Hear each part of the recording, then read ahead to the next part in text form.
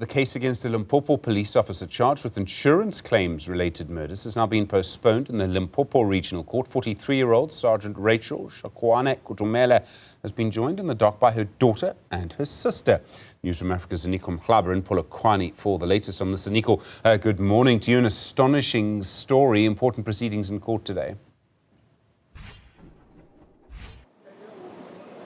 Indeed, Stephen, actually we had just had a conversation with the defense lawyer from Matata Attorneys who is representing the three accused. He's confident that the state does not have a strong case against all three, saying that there's no direct link as far as he's concerned. And of course, they'll have to prove whatever they have here in court. And of course, it will be up to the magistrate to determine whether, the case of the prosecution team is strong enough. However, we know, Stephen, that this accused are facing a serious charge when it comes to the Criminal Procedure Act. We're looking at Schedule 6, which deals with issues such as rape, murder, but also drug dealing with the purpose of sexual conduct as well. So as far as that schedule is concerned, this is a serious matter. Let me bring in now the spokesperson of the NPA here in Limpopo, Ms. Mashood Libya, who's going to talk to us about the charges and, of course, how strong is your case? The defense lawyer is saying that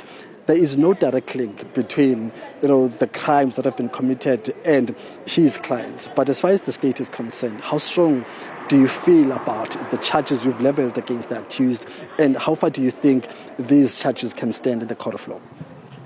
The three accused persons are facing the following charges: 6 counts of murder, fraud. The other two who have been joined today, they are facing the charges of receiving proceeds of unlawful activities. And the main accused one and her daughter, they are facing also money laundering. The state has got a very strong case against the three accused persons. I mean, we are looking at 3 people now who have appeared. We know them officially now. But are you still looking, and how far do you think you still need to go to ensure that everyone who is involved or might be implicated in this matter is brought before the court? More arrests is expected, so at any time we can have other people. Yeah. Talk to us about the rationale on the issues of the postponement. We're looking at 3 dates, the 30th, 31st, and the 1st of November. Why those 3 days specifically? Is there maybe a specific reason? Yes, we are allowing them to have a good chance to place on record their case, because there are 3. It's not like we're talking about one person here.